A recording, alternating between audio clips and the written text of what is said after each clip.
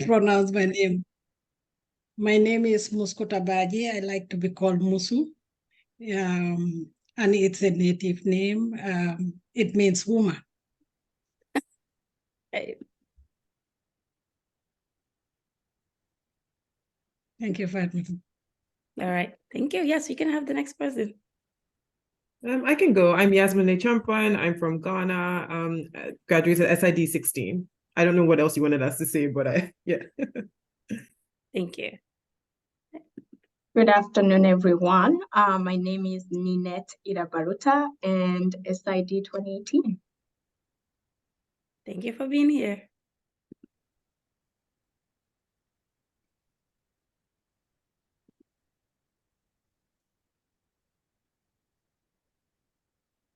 Wafa, you wanna go first? I can. I mean, just okay. What a wonderful opportunity! I'm really so happy to see you all, my Heller family, and thank you for Heller for organizing this wonderful opportunity. It's really a great privilege for me. I mean, just to see it with those superstars in their own way, really. I mean, this is going to be an opportunity for myself, really. And this will be a good learning opportunity. And thank you very much. My name is Luul Saged Kasa. I'm from Ethiopia. And I have 3 kids. I live with my family, with my beautiful wife, here in Massachusetts, Worcester. And Ninette, can I see that smile, please? She has been always, yes, that's what I miss. Thank you. Thank you. Yeah. All right. And then I think we have Wafa as well. You are muted, muted. We can't hear you.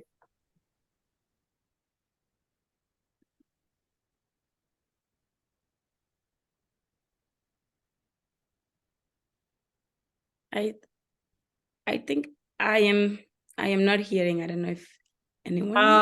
Now? Okay, yes. Great. Okay. Some technical difficulties over here. No worries. We just had some noise. So my name is Wafa and I'm from Syria. I graduated 2016. So Yasmin and I, we worked together in Heller. So I did the dual masters in SID and COEX. Amazing. Thank you so much for being here. Okay.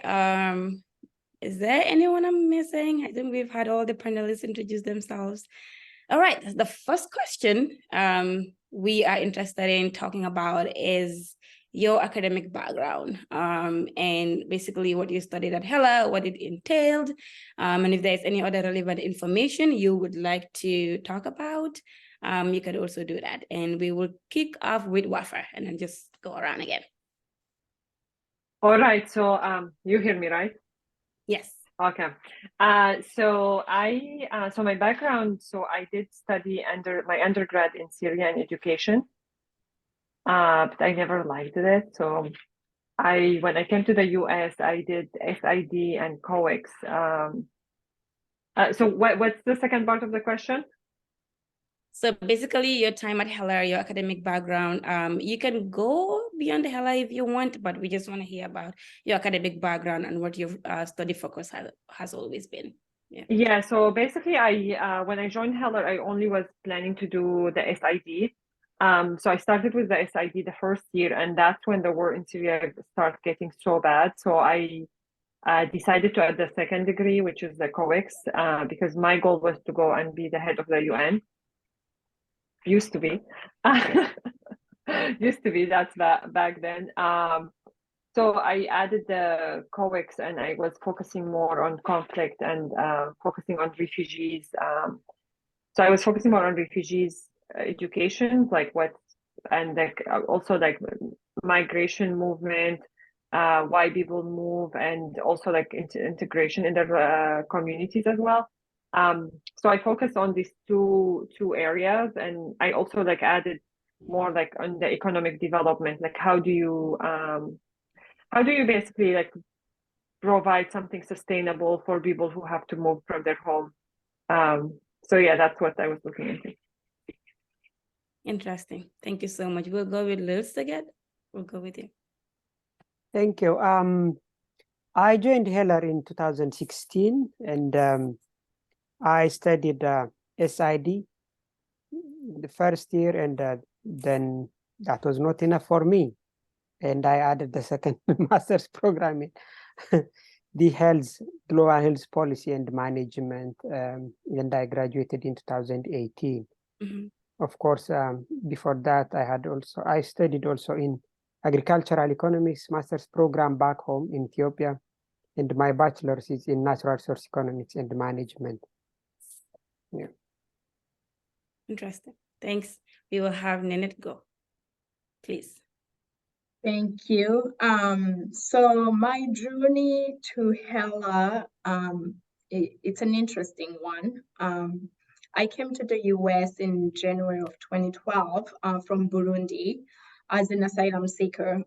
So I had to go through the whole education system, starting from a community college to a 4-year college degree, and did political science and government.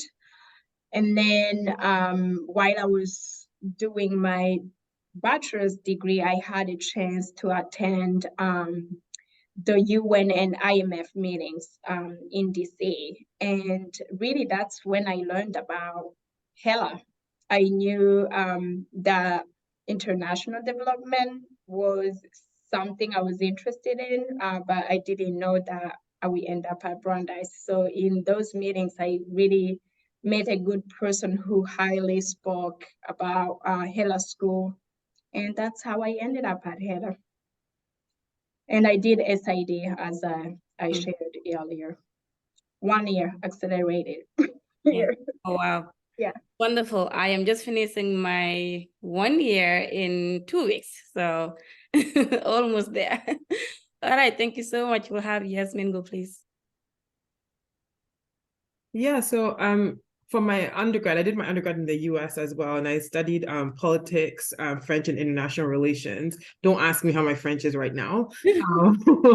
And after that, I think in my year, Waka can correct me if I'm wrong, I think I was probably the youngest at the time, and I'd come in straight from undergrad, and many people had come in with years of experience.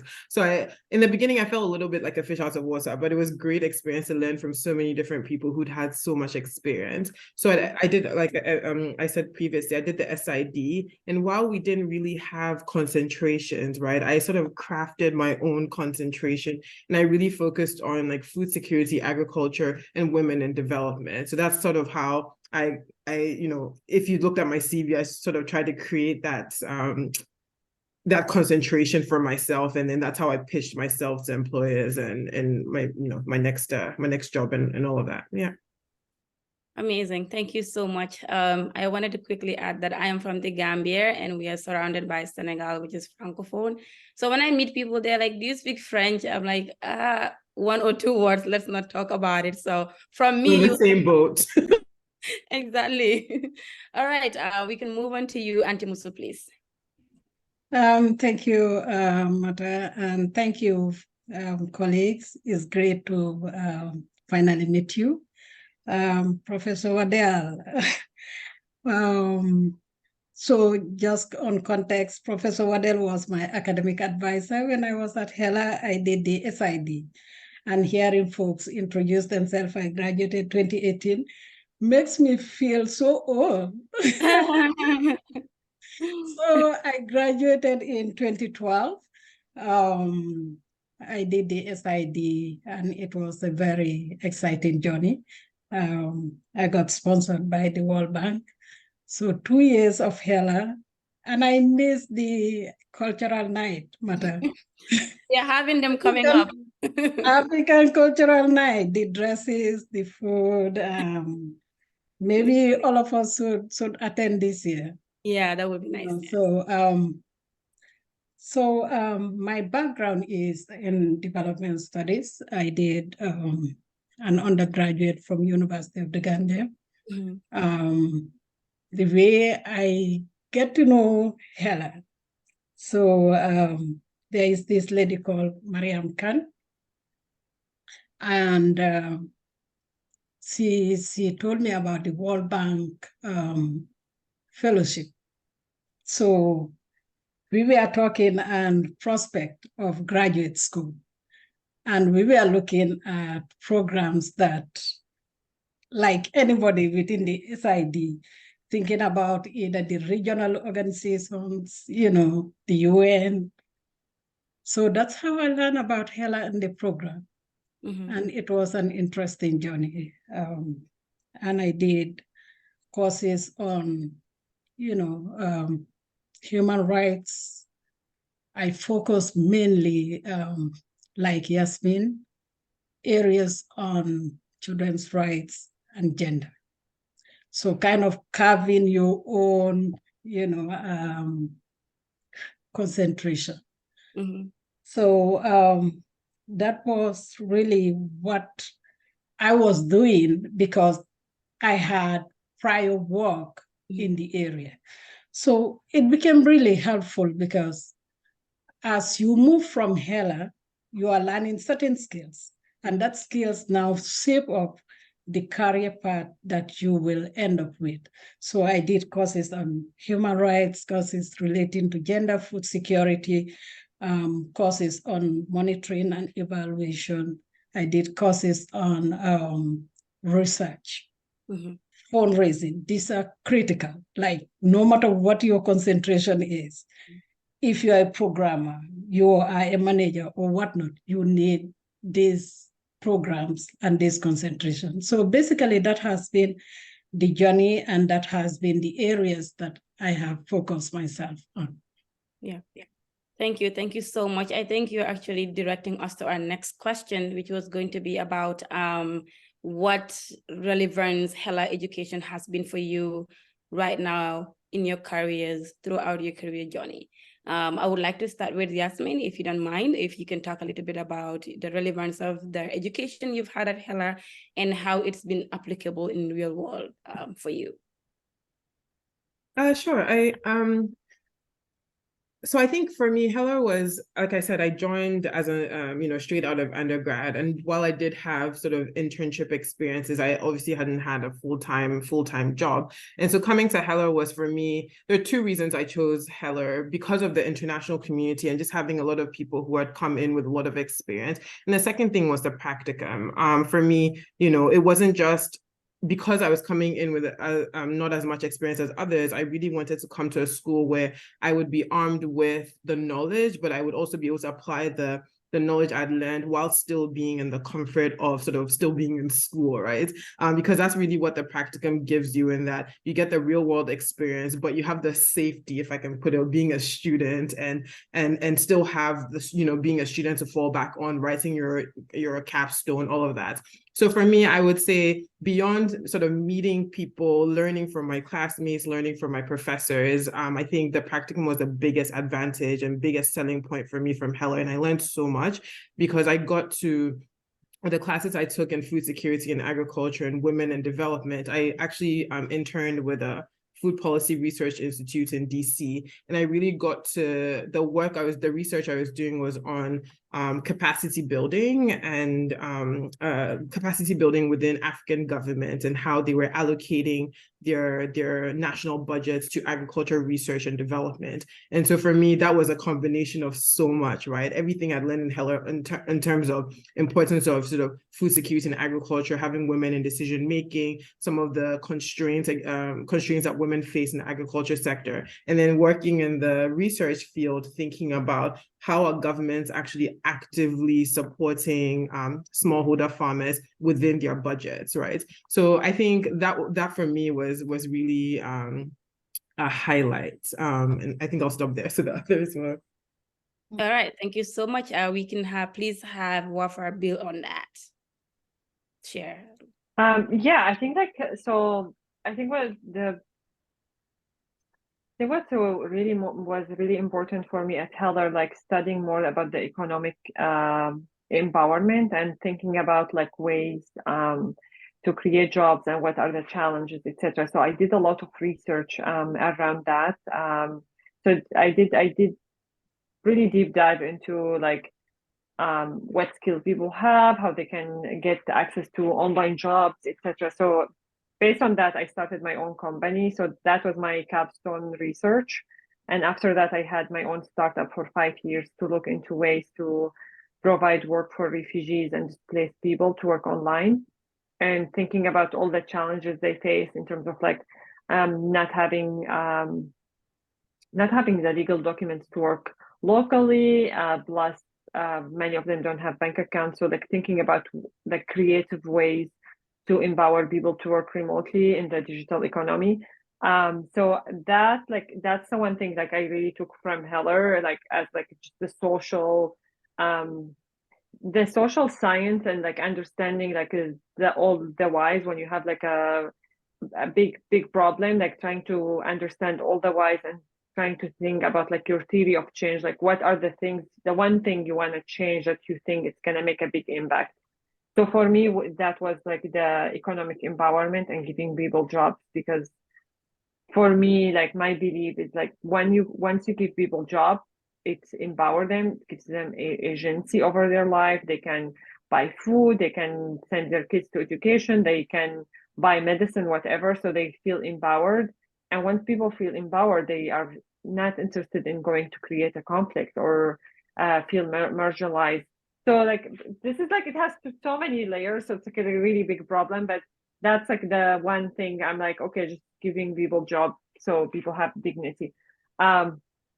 So through that, I started my own company, and so my company was like doing this online job for people. So then after that, I just added more learning from like the technology piece, like understanding how do you provide jobs at a scalable level. So that's something was missing. I don't know if we should start saying what's missing from Heller, but that's something was really missing from Heller, like the more like the hard skills, the one that you can take away. So I think and also to build on what Jasmine was saying, I think like the biggest piece was the international community. So like I just was in Nepal a month ago. I spent the whole month with 2 of our Heller friends.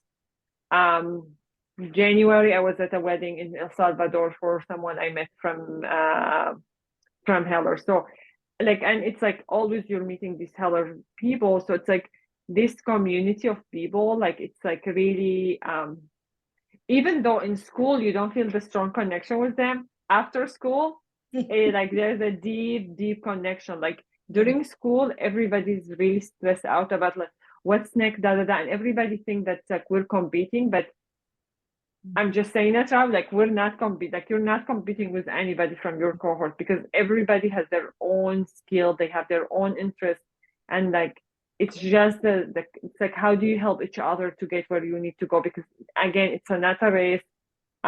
You're not competitors. You're like trying to help each other to get where you need.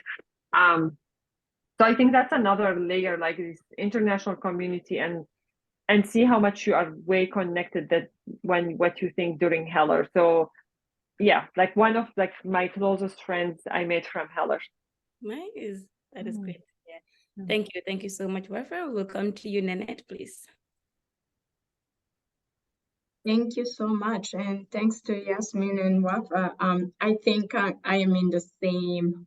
I'm thinking the same things as you both spoke.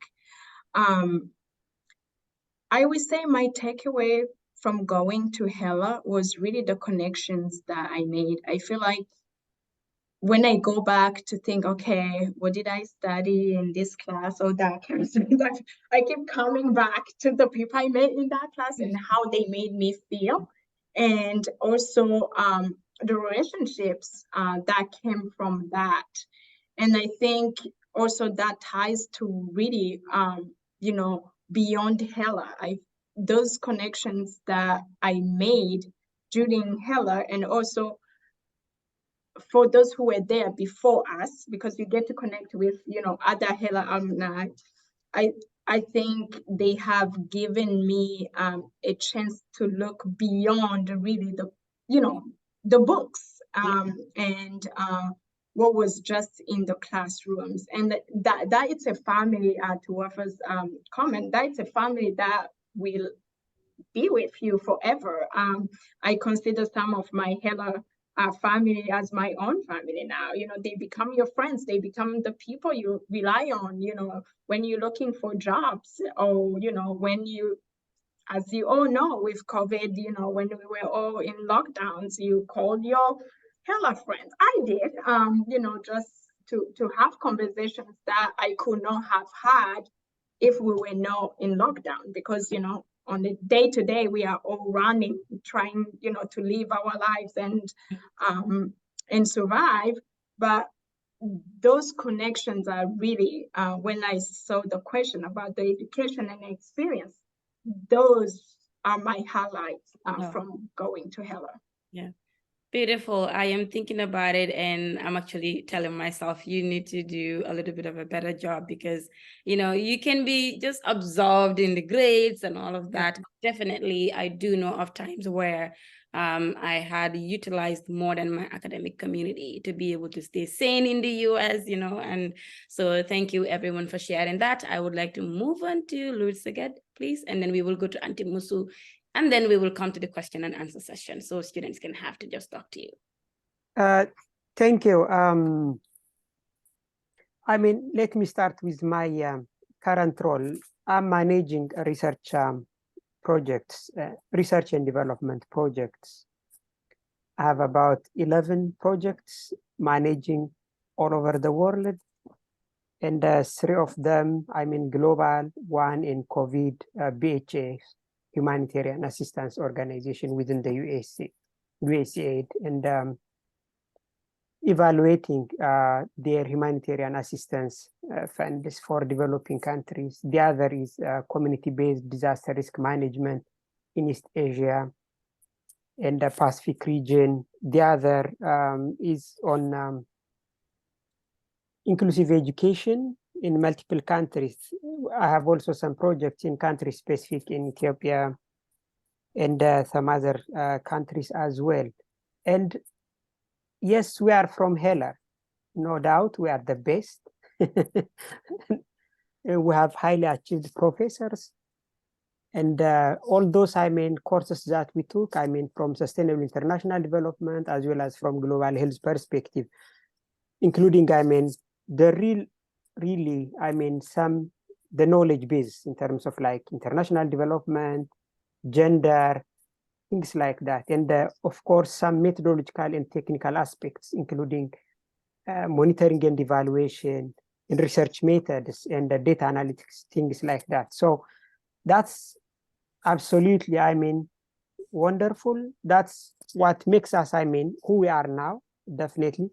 What we usually miss is, I think, as some of my colleagues mentioned, the networking. Let's not forget that Heller is also employer. That's one thing. And our colleagues are also, I mean, our colleagues at workplace, our supervisors, or just our employers as well. And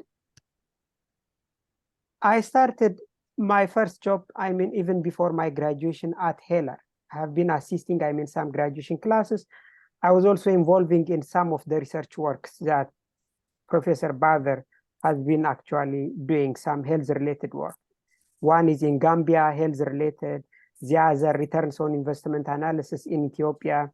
And one is in Haiti, health performance evaluation. I have been assisting all those research projects while attending my school.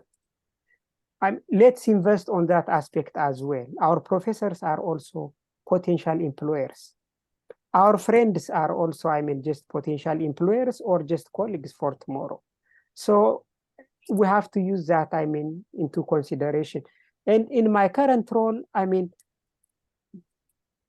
of course, while at Heller working as a research fellow, I didn't apply because that relationship worked. I was offered, I mean, full-time while attending the class, right? Let's skip that. Let's use, I mean, those office hours with our professors, and let's also explore, I mean, research opportunities within Heller. That's very key.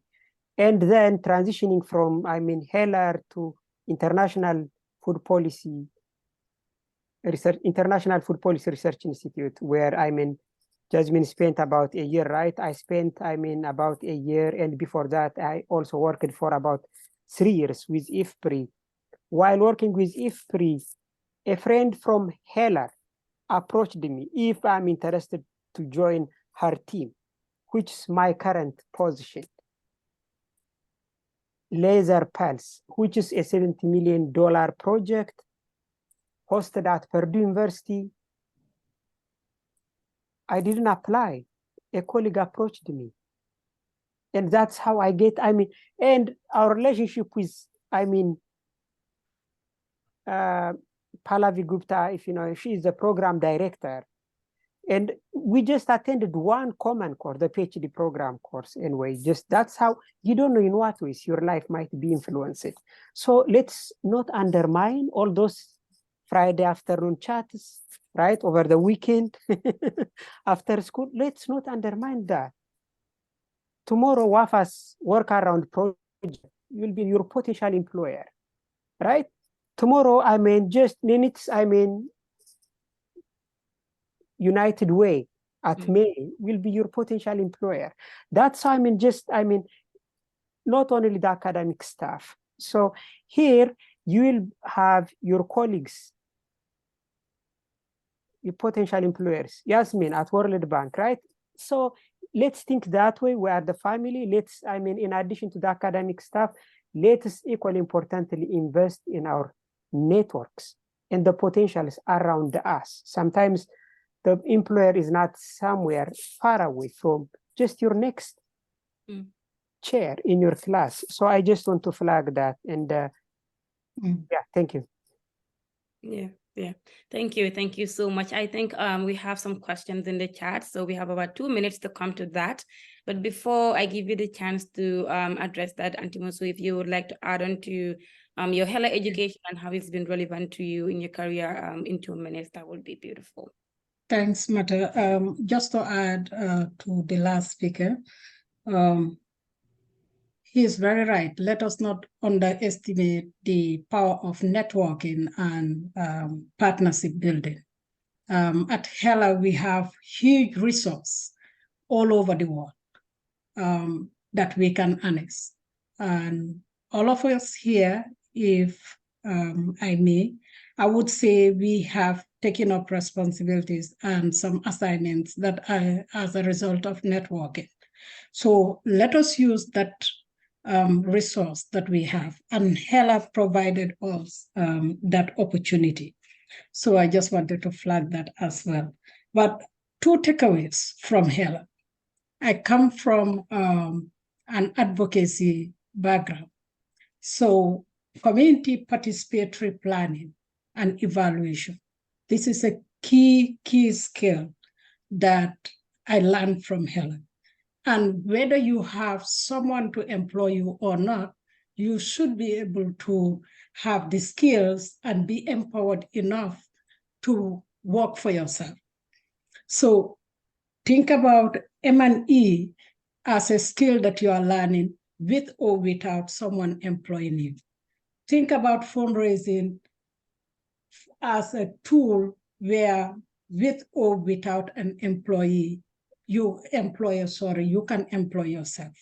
And think about research and evaluation as a tool where you can utilize to empower yourself. So these are skills that personally they have enhanced my career trajectory, being someone's employee and also employed myself as a self-employee. I did program evaluation, like you said, where we design or do either the baseline, endline, or mainline evaluations for programs for countries and ministries that has this huge funding, like up to $32 million funding. A good example is the NAFA project being run by the gender ministry in the Gambia. Of course, I led the team that undertook the baseline evaluation. It's a World Bank project, and today it's supporting like thousands and thousands of vulnerable people in my country. And that is a skill I learned from her.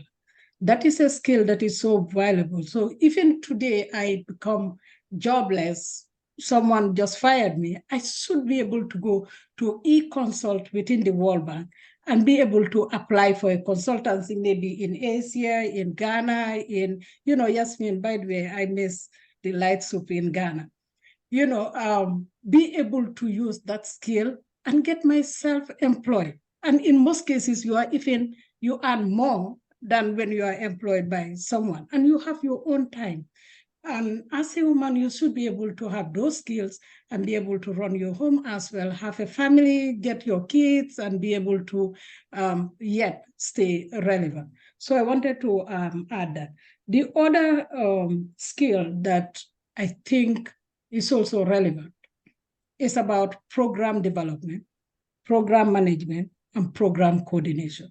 So whether you are a manager or whether you are a project coordinator or whatnot, you should be able to enhance the skills from HELA to be able to fit within any settings. Currently, I work as a housing coordinator, responsible for 4 counties in New York State.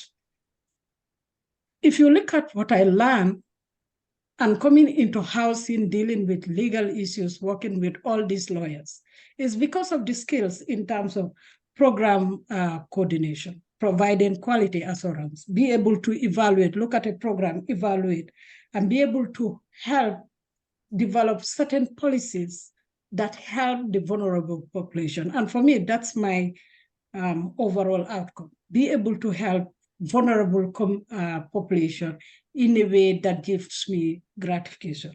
And that's what I do. And now the program is helping homelessness prevention in 4 counties. And by January, we are moving to 7 counties within New York City. So these skills, they are valuable. So for me, whether someone is employing me or I am employing myself, I should be able to stand on my own and be able to make a living for myself and be able to help others as well. Yeah.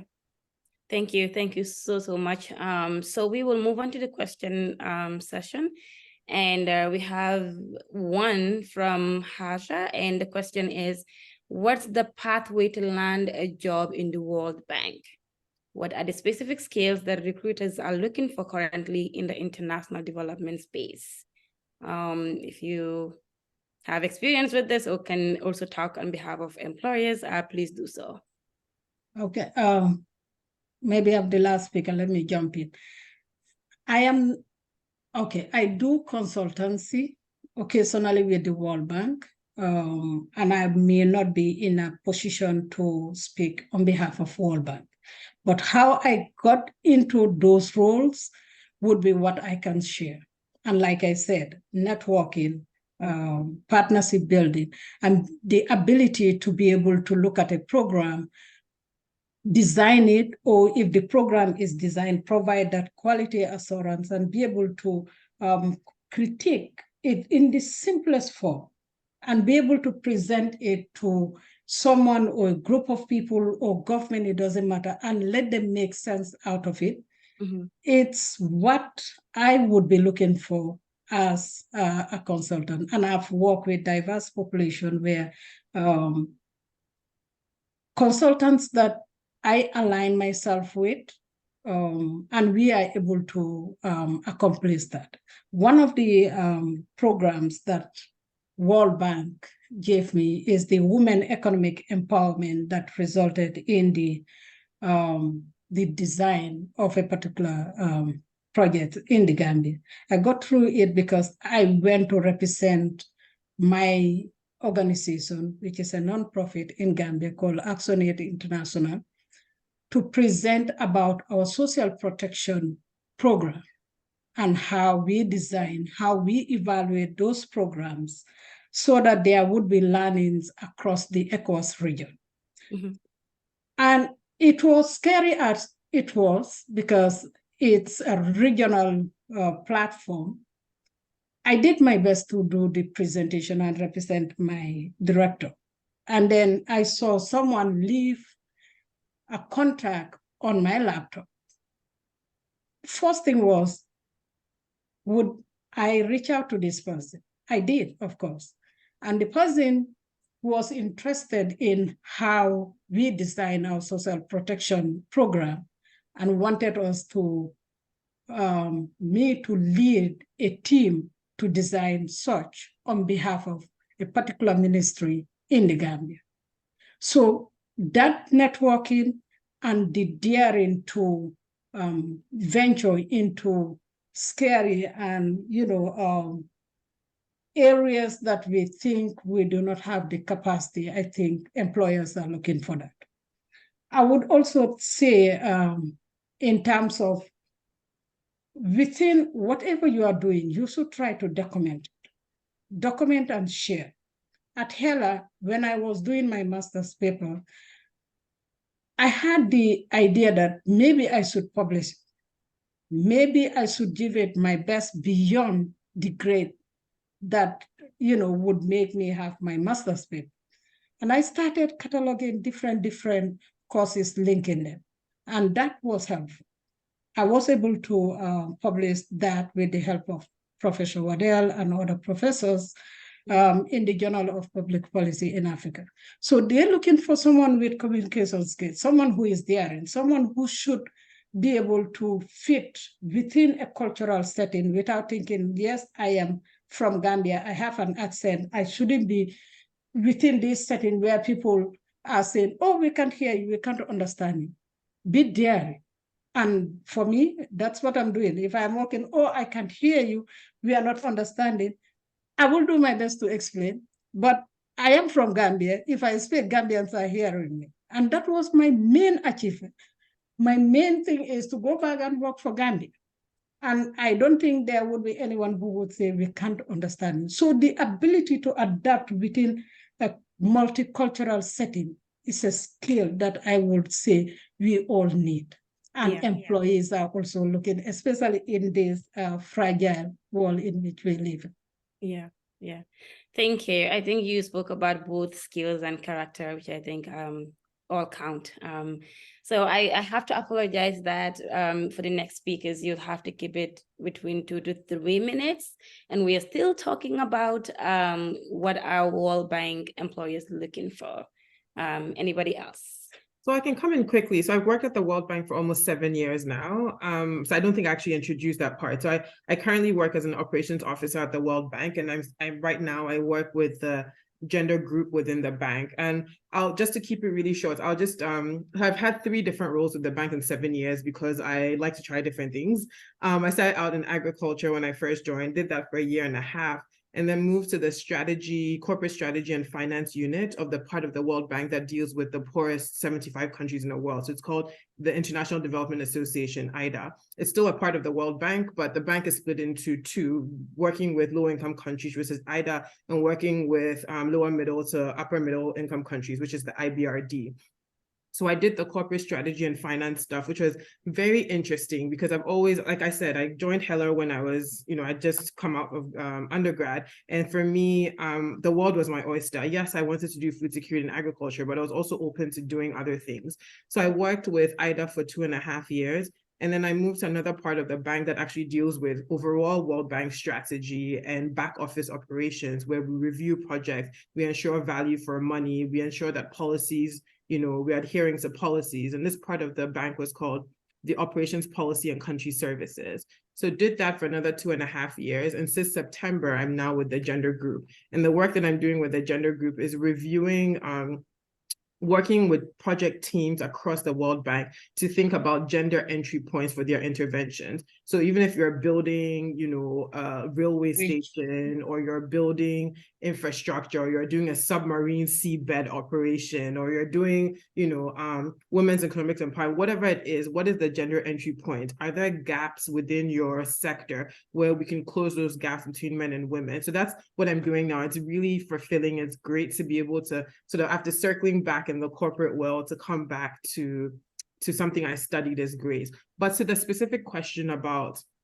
the world, I think everything that Musu said is spot on. I think for me, I'm, like I said, an international student, and I knew that I do want to go back to Ghana, but first, I really wanted to gain some experience here, and especially in the multilateral world.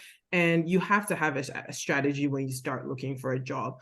I knew that, like Yozgat has said, networking. I decided to work with IFPRI in DC because I knew I wanted to be in DC. I knew I wanted to work in the World Bank, and I wanted to be in a place where I could network with others. So if you can, I know, yes, you're based in Waltham, yes, but COVID has allowed us to do more virtual stuff.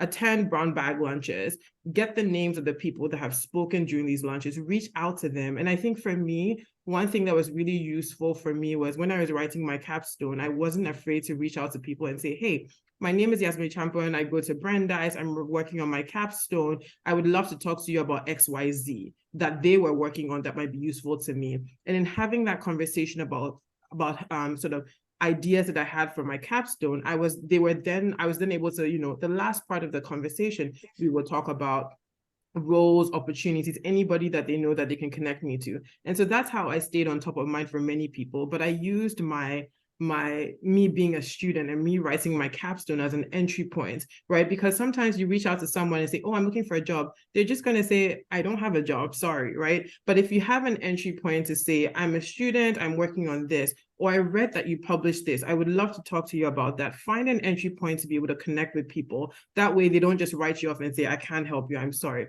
So, I mean, I'm happy to talk to people one-on-one because I truly believe that, finding a job is a job in itself, and coming up with that strategy and really following up on it it's a process, but it's doable. But network, we say it a lot and it sounds like, blah, blah, but it's network.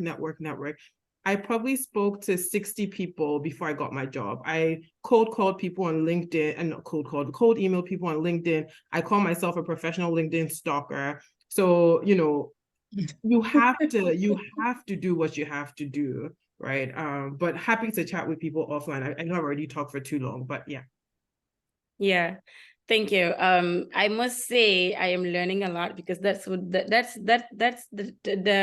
part that I am at right now, like reaching out to people.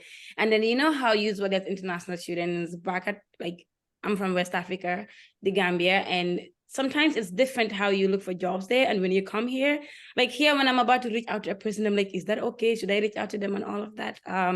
So I think just really emphasizing that if you know your stuff and you have a strategy, it is okay, and you can, when you network, it's going to pay off. So that's good to hear. We can take one more person who would like to talk about it. It doesn't necessarily have to be the World Bank. If you have experience as an employer in any other organization or setting, you're welcome to share that as well.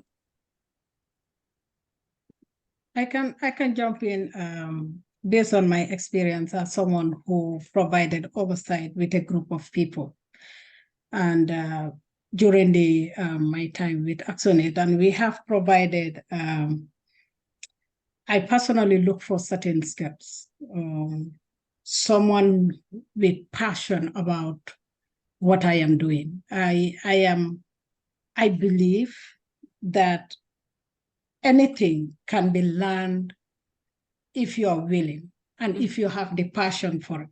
So for me, I'm looking for passion above everything, and then see that if the person is trainable, because it's one thing to be passionate, but if you don't want to be trained on what I am doing, then it becomes really difficult. Mm-hmm. I'm also looking at someone who is a great team player. Like if we are providing maybe certain evaluation for governments, as we all know, government departments, especially in developing world, they are the most difficult to work with. They don't respond as you want them. They are not proactive. But then the team itself, if you have a team where everyone is a team player and can bring others along, I will jump into that CV and would be able to deliver whatever assignment we are given. And lastly, I want to see someone who is culturally sensitive and open to acceptance. Like, I remember we worked on an assignment, and part of the team is having challenges of people trying to accept others and their cultural beliefs. So that's become a challenge for what we were doing. But then I love that. I love someone who is culturally open and acceptance in a team. Yeah. Thank you. Thank you. Thank you so much. I wanted to call on Nanette and Wafa as well. And we would like to know, I know we've been talking about what works, what has worked for you, but maybe let's talk a little bit about what would you have done differently if you could do this journey again? You know, I'm sure when you look back, there are certain things you're like, oh, I wish I had done this differently. Or, you know, I learned a lesson from this particular action or this particular opportunity. So if we could talk a little bit about that, and then we will come up to wrapping the session. I wish we have a part 3 with all of you, but I'm sure this is not the end. As part of the career office, I have to find a way to either bring you to campus or to do another virtual session. But for now, yeah, let's talk a little bit about what you would like to do differently.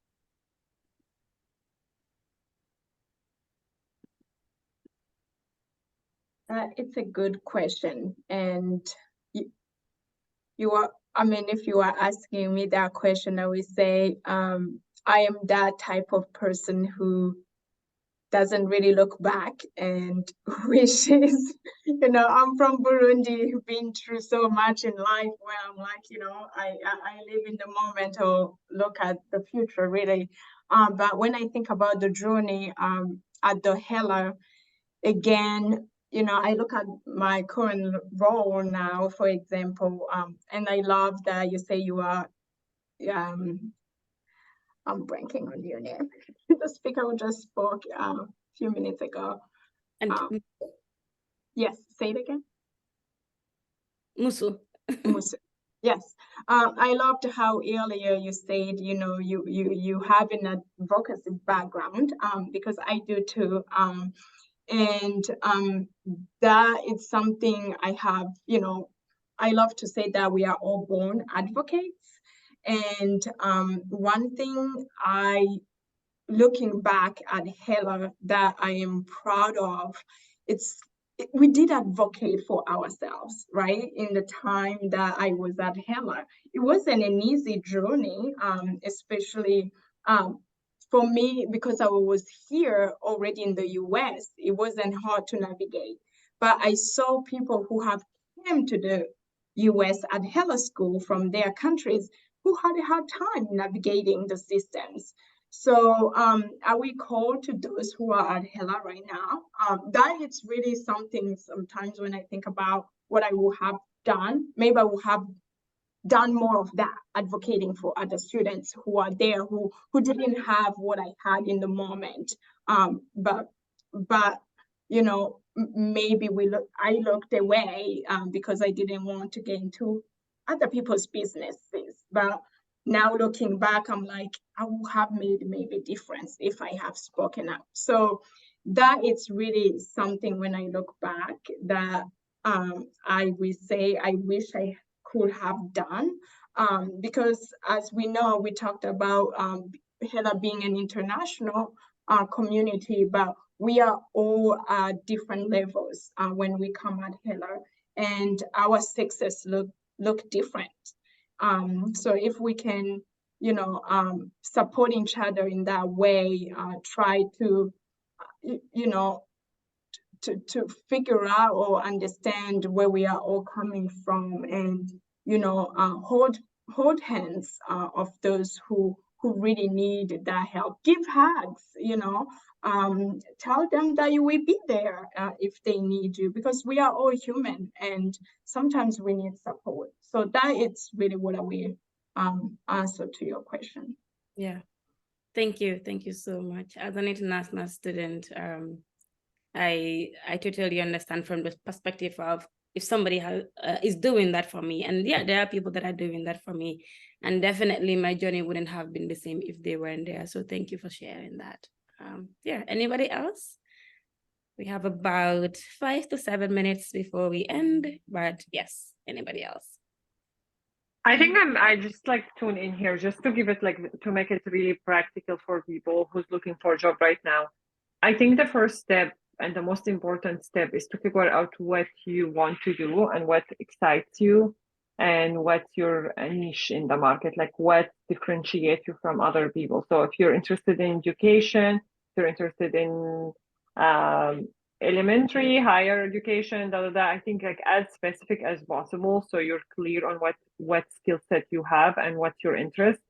That's the first step one. I think step two is really identifying start first with the people that in your network.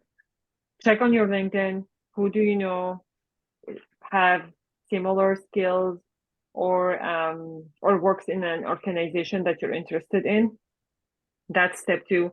Step three is like really start reaching like out to people, like it's called informational interview, where you just ask them questions, really look into what they're doing, be as specific as possible. As Yasmin shared, like the more specific, the more help you can get because people know that you did your research. I think most of the people on this call are international students, right? So like so since all of us international students here, so like please I use Grammarly till now. Like English is my second language. I make a lot of mistakes. Many people maybe won't take like this in a good, like if you make some mistake in your, just run it by Grammarly. They have a free version, or run it by ChatGPT, whatever like you want. Like just make sure that you have like good English to send it to someone at least.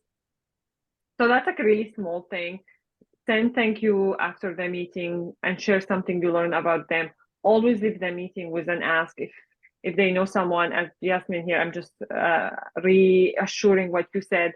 Like just like really make sure that you're asking and you know what are the next steps and follow up. Like I know like in other culture where we wait, American don't wait 24 hours. They either send the follow up or they send the thank you or they do the next step. Like the more you wait, the message people are receiving that you're not interested. So be on top of it.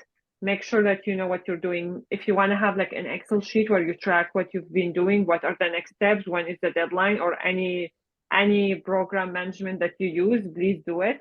And I think at the end of the day, this is a number game. So you need to think like a lot about like, don't get discouraged because you will find the one good partner for you or like the organization. One other thing that I think we haven't talked about today, which is related to sponsorship, as like we're like not as international students, we know how difficult it is for here to get.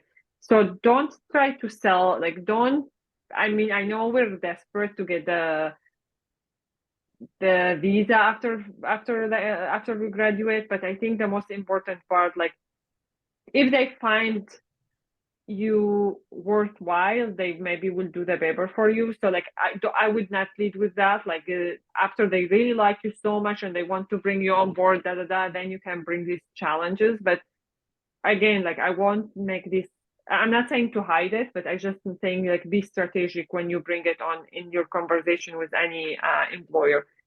Another thing to consider as well, like as you think about your long-term game, like what are you trying to get out of this? Like think about what will be more strategic job for you and what skills you will gain from this job. You're not going to find the 100% match that you love everything about this job. So if there's one job that you can maybe build more network, maybe you're going to learn more analytic skills, like that will take you to the next level piece by piece. So it's always working in progress. Like even people who graduated 10 years ago or whatever, everybody's trying to figure it out and trying to make progress in their career. So just be humble, see what you can take, what you can learn, and do it. And honestly, at the end of the day, like it's about the people you're working with. If you're working with a great people who you're gonna learn from them and their experience, like that's what really matters. It does not matter your title. It doesn't matter what organization and what title do you have and how big is the organization and how well known. It's about what you can learn and what you can walk away with, in my opinion. Yeah. Can I add to Wafa's comment? One thing that just came to mind as you were speaking is also sometimes when you are in that mode of trying to find a job, it can be really hard. But if you focus on, let me say, you are looking, for example, at a program officer job at the World Bank, but maybe the chances may not be that high. But you can also look at other program officers at a similar places and then reach out to those people in those jobs and connect with them, see what you can learn from them. Because sometimes we see these titles at the companies where we want to work or where we want to be. It may be different in terms of how you are thinking about it, because you just see the title and you think, oh, this is it. But sometimes it's also okay to look at maybe other organizations or companies that are similar to what you are interested in and look at the type of jobs that may be interesting to you and reach out to those people. You may be surprised. People will respond, and that's how you can learn more about the type of jobs or professions that you want to get into. Yeah. Just to add, I mean, if you have time, I want to be. Yes, we can have about 2 Yeah, minutes. okay. Yeah, I just want to say, I mean, people are really very nice, kind at heart, naturally, all of us. I remember while doing my dissertation, I mean, on my thesis, in one of, I mean, just to address my research objective, I get stuck on the model that I was using, econometric model, and I reached out to Martin Ravalion. Yasmin, you might know him. Martin Ravalion, I mean, just, you can't think of, right, that gap. But I wrote him. He replied. He guided me to do the analysis. Are you still in some pain or movements hard? Sorry? No, it's Not, okay, yeah. Anyways, yeah, that's one. I mean, I'm just giving you example. The other thing, while doing, I mean, livelihood analysis, I just, I couldn't get. Good. Okay. Okay.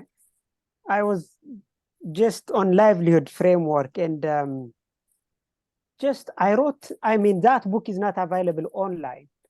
And I wrote to the author, and he sent me the book, just his book, shipping to me. Just the point is just knock the door, it will open. If there is no door, please create it so that you are creating an opportunity, I mean, as a bridge. So I want to speak few things about the mindset that I think what we need. One, let's believe that we all are needed for international development. You have a place to contribute. Either it's due to your special geographic knowledge, or it could be special skill, or language, or just experience. You have a place to contribute. Let's believe that. I think that's very critical. Yes, it may not be straightforward, but we have to navigate it. Where we belong, where the opportunities are for us. Otherwise, definitely, you are needed in this labor force. Each of us are needed in this labor force. The other thing, I think, let's admit that either in our job or in our life, we will never be perfect or we will never be complete. Studying SID, global health, conflict, you will never be complete in any way. You will never be perfect. Expect your next school is going to be your job. Get ready for that. Be open-minded. So sometimes it shakes us. Do I know enough about just cost evaluation, just research design? That uncertainty leads us just holds us back. Oh my goodness. As far as we are open-minded, definitely there is no anyone perfect. There is no anyone, I mean, though we graduated, that's a certification. We are exposed to certain standards and knowledge areas. Otherwise, definitely, the workplace is the other school that we have to face. That's one thing. The other thing is we have to create opportunities for ourselves.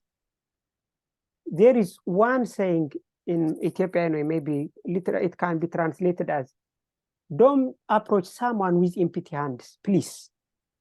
Either, I mean, when I go to Jasmine or Wafa or Ninette or anyway, with everybody, don't approach with empty hands. We need something as a medium for conversation. It could be your special knowledge about a certain geographic area or just a certain topic. It could be the knowledge base or just a skill. It could be that publication or that coursework. Let's see something in between which can keep us linked on that conversation. So that could be, I mean, just looking around, maybe associating yourself as a volunteer or job or things like that. So without that, I don't think relationships are going to last long. So please take your time and identify what can you offer. This is a relationship. Yeah. Ask yourself, what are you going to offer on that position, in that relationship? I don't know. Figure it out. Will you impress World Bank? Will you impress IFPRI or just other organization employers? Ask yourself. If you have enough answers for that question, definitely the hiring, I mean, just manager or someone, definitely they're going to be interested in your application. So I just want to flag that. Thank you. Yeah. If I want to add two things here that I want to leave with the students. One would be at HELA, I remember the career services, you guys offer mock interview. These are really, I never knew the importance of this until when I left HELA. I could have harnessed that resources. So if you are a student that is currently looking for opportunities, please make that appointment to have mock interviews. It gives you what goes on in real world. Because things, the way interviews are structured, have changed. And, employers looking for certain skill sets. So that mock interview would be very helpful for you. The other thing I wanted to leave you guys is build your professional network through various platforms. LinkedIn.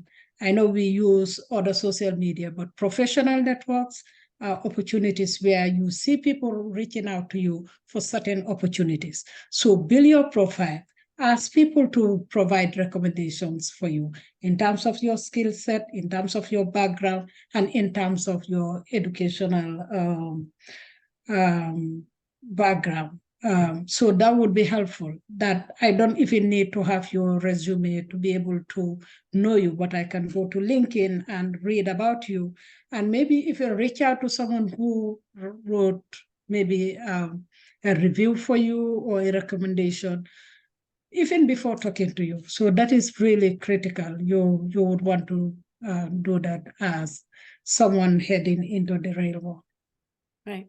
Thank you. Thank you so much. We have about only 2 minutes. So I just wanted to invite, I believe we have Ninette and Yasmin here as well, if you would like to say a few words before we end the session.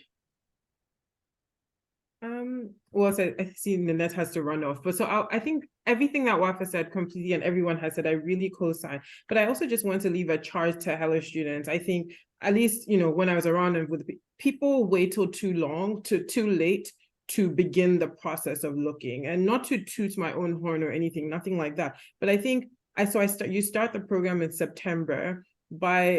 By November, I was actually already reaching out to organizations for my practicum, right? Based on where I wanted to already go. Sorry, an alarm for a meeting. So I have to drop off in about 5 minutes. But yeah, so we start too late, and I think this comes from, we all come from different cultures. And I think the way that our cultures work, sometimes, you have to finish school or you have to be closer to before you actually reach out. But in the US, everything it's about grit, it's about hustle, it's about putting yourself out there. So I would really entreat everybody to really start early, even if it's just identifying, I forget who mentioned, but I think everybody said something along these lines. Even if it's just identify where your niche is, what you're interested in. So if it's education, what are the 10 top organizations I would love to work with if I know in my practice I want to stay in the US? In the US, what are the top 10 education organizations I would want to? And then go on LinkedIn and literally put in, if it's, I'm not in education field, so I don't even know why I use that. But let's say, for example, you say Action Aid, right? Type in Action Aid Massachusetts, see what comes up, who comes up, and just literally reach out to these people. I mean, I did a lot of that, and I kid you, you have to do that. And I think people wait too long, and then you get frustrated, and then you're sad because it's July and you don't have a practicum, and it's exhausting, right? So give yourself some breathing room by starting early, by just setting up a strategy. So I would say, if for folks who are going into practicum next year, give yourself a time-bound task to say, by during the Thanksgiving break, so by end of November, I just want to have a map of my top 3 sectors, my top 30 organizations. It doesn't even have to be, it could be a dream. Literally dream about the organizations you love to be in, and that's how the strategy starts. I don't know if there's still a practicum coordinator, but talk to them now. I hope they have a list of where Heller students have done practicums, where they're working now. But we are a resource, and I just felt like when I was at Heller, I felt like we weren't able to tap into that resource well enough because it just wasn't a database. So I hope that, Fatima, I know you're a student and you're working, but I hope that as the career development, as whatever, that we're building these resources, because it can be frustrating as a student to feel like you don't have anyone within the Heller community that you can reach out to. So that would be all for now. Start early and start strategizing. Thank you. Thank you so much, Nanette. 1 minute more. Yes, I have to run, but I will second everything everybody have said. And one thing I think we did touch on it. It's also collaboration and partnering with each other within Heller School. Because I remember when we were at Heller, there were a lot of that happening.